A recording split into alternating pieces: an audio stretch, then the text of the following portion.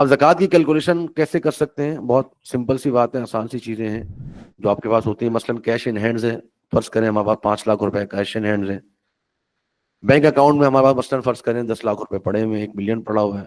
Shares ہیں اور bonds ہیں. بانڈز کے حوالے سے میں ذکر کر چکا ہوں کہ بانڈز جائز نہیں ہے، لیکن اگر کسی نے استدرائی طور پہ لیے ہوئے تو اس کی جو اصل مالیت ہے وہ آپ نے جمع کرنی ہے.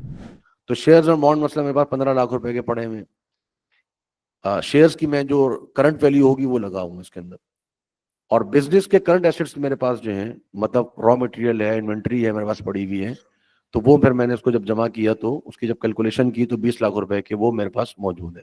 اچھا، پراپرٹی کی کرنٹ ویلیو، پراپرٹی جو میں نے فار سیل رکھی ہوئی ہے مثلا 50 لاکھ روپے کی کرنٹ ویلیو اس کے میں نے لگائی تو وہ 50 لاکھ روپے کی پراپرٹی میں اس میں پڑی ہوئی ہے. اب جو لون ریسیویبل ہیں جو میں نے اگلے 1 سال کے اندر لینے ہیں لوگوں سے، میں نے مال بیچا ہوا ہے ان سے میں نے پیسے لینے ہیں، تو وہ 2 لاکھ روپے ہیں. تو یہ ہو گیا لون ریسیویبل. اب ٹوٹل جو میرے پاس بن رہی ہے رقم جب میں کیلکولیٹ کرتا ہوں تو میرے پاس بنتا ہے 1 کروڑ 2 لاکھ روپے، 10 ملین 2 لاکھ روپے، 10.2 ملین کی میرے پاس اماؤنٹ آ گئی. اچھا، اب آپ یہاں دیکھیں گے کہ اس کیلکولیشن کے اندر میں نے گولڈ اینڈ سلور کی مالیت نہیں لگائی ہوئی ہے. ٹھیک ہے، کیونکہ گولڈ اور سلور یا اگر خاص طور پہ گولڈ ہے آپ کے پاس تو آپ اس کو جو کیلکولیٹ کریں گے وہ آپ کس میں کریں گے؟ وہ ویٹ میں کریں گے، وزن میں، مالیت میں کاؤنٹ نہیں کریں گے آپ اس کو. ٹھیک ہے نا. آپ گولڈ کا جو نصاب ہے وہ کیا ہے؟ وزن ہے. تو آپ نے جب گولڈ کو کیلکولیٹ کرنا ہے تو وزن میں کرنا ہے.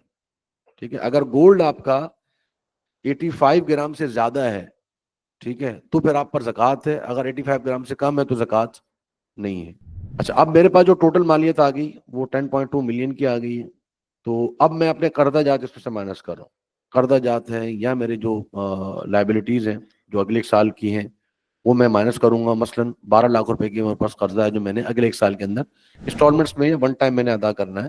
لوگوں سے میں نے مال اٹھایا ہوا ہے، مثلاً قرضے پہ اٹھایا ہوا ہے، تو میں نے 1 سال کے اندر پیسے دینے تو میں مائنس کر لوں گا. اب جو اماؤنٹ بنتا ہے ایلیجیبل فار زکوٰۃ جب میں نے مائنس کیا ڈیٹس کو تو وہ بن گیا 90 لاکھ روپے.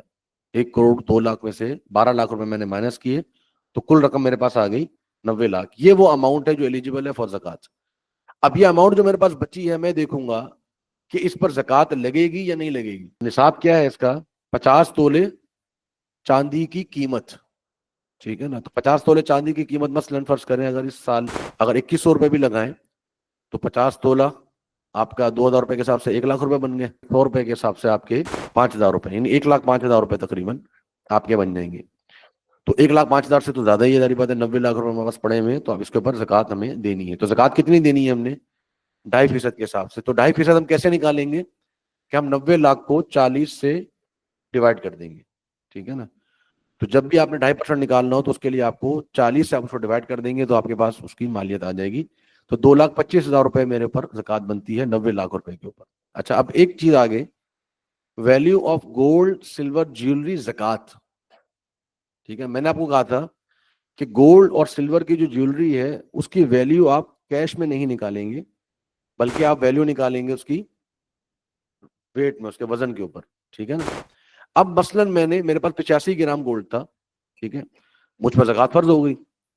اب میں نے 85 گرام یا مثلاً فرض کریں میرے پاس 100 گرام گولڈ تھا، اب مجھ پر زکوٰۃ فرض ہو گئی. اب اس میں سے میں نے جو زکوٰۃ دینی ہے وہ کتنی دینی ہے؟ 100 گرام اگر گولڈ ہے تو 2.5 گرام گولڈ میں نے زکوٰۃ کے طور پہ دینا ہے. ٹھیک ہے. اب میرے پاس جو جیولری رکھی ہوئی ہے میں نہیں چاہ رہا کہ اس میں سے 2.5 گرام نکال کے میں دوں. ٹھیک ہے. زکوٰۃ تک ہم پہنچے کیسے؟ وزن کے ذریعے سے. پہلے میں نے وزن کیا، وزن کر کے مجھے پتہ لگ گیا اتنا وزن کا سونا مجھ پر زکوٰۃ بنتی ہے، اتنا گرام مجھ پر زکوٰۃ بنتی ہے. لیکن وہ گرام میں زکوٰۃ میں نکالنا نہیں چاہ رہا. میری جولی کا سیٹ خراب ہو جائے گا مثلا، میں نہیں نکالنا چاہ رہا اس کو. اب میں کیا کروں گا؟ اب زکوٰۃ نکالنے کے لیے میں اس گرام کو رقم میں تبدیل کر سکتا ہوں. یعنی سونے کی زکوٰۃ بنانے کے لیے میں اس کو مالیت میں تبدیل نہیں کر سکتا، لیکن سونے کی زکوٰۃ نکالنے کے لیے میں اس کو مالیت میں تبدیل کر سکتا ہوں. تو مثلا میرے پاس فرض کریں کہ مجھ پر فرض کریں کہ 2 گرام گولڈ بن گیا تھا یا 1.5 گرام گولڈ بن گیا تھا. 1.5 گرام تو نہیں بنے گا، 85 گرام کم از کم ہے تو 2 گرام تو بنے گا ہی کم از کم نا. تو 2 گرام گولڈ مجھ پر زکوٰۃ بنی تو وہ 2 گرام جب میں نے کیلکولیٹ کی پیسوں کے اندر تو فرض کرے 25,000 روپے بنے. ٹھیک ہے نا.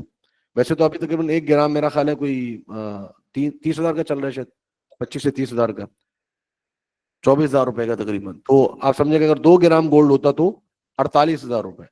تو اب 48,000 روپے مجھ پر زکوٰۃ بنتی ہے. ٹھیک ہے، تو وہ زکوٰۃ میں کیلکولیٹ کر لوں گا اپنی زکوٰۃ کے اماؤنٹ کے اندر. ٹھیک ہے، تو 2,25,000 روپے مجھ پر کیش کی زکوٰۃ بنتی ہے اور 25,000 روپے مجھ پر گولڈ کی زکوٰۃ بنتی ہے.